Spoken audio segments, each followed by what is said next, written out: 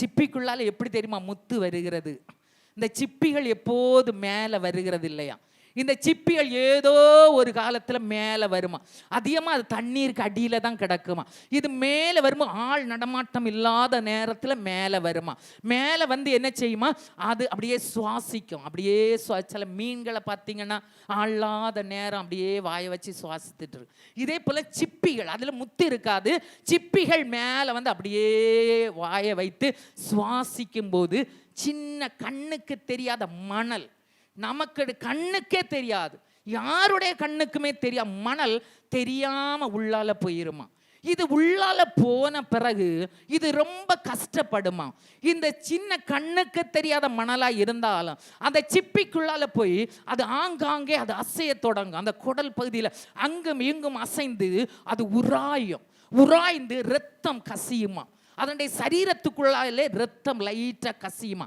அப்படியே கசிந்து கசிந்து கசிந்து அது சகித்து கொள்ளும். இனி இந்த மணல் வெளியே போக வாய்ப்பே கிடையாது. அப்படிப்பட்ட ரத்தம் லைட்டாக கசிஞ்சு அதனுடைய சரீரம் உள் உறுப்புகள் கீச்சலாக அப்படி கீறி அதில் இருந்து அப்படியே வருமா. நாளடைவில் அதில் இருந்து சின்ன திரவம் வருமா.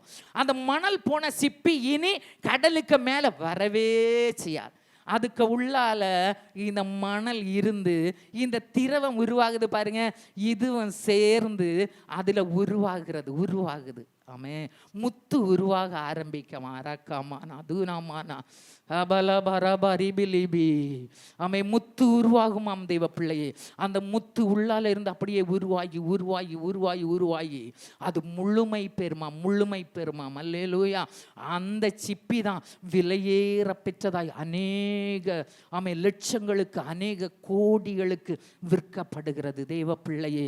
அந்த சிப்பிக்குள்ளால போகிற அந்த சின்ன கண்ணுக்கு தெரியாத மணலே இவ்வளவு பெரிய காரியங்களை அதை செய்யுமானால் அது விலையில்லாத சிப்பை விலையேற பெற்றதாய் மாற்றுகிறது என்று சொன்னால் நமக்குள்ளே ஒரு வசனம் போனால் போதும் தெய்வ பிள்ளைகளே.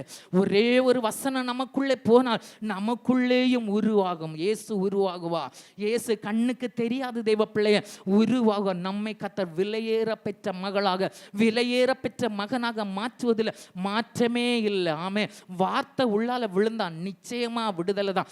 நிச்சயமா நீ சிப்பிக்குள்ளால முத்தை போல தான் தெய்வ பிள்ளையே.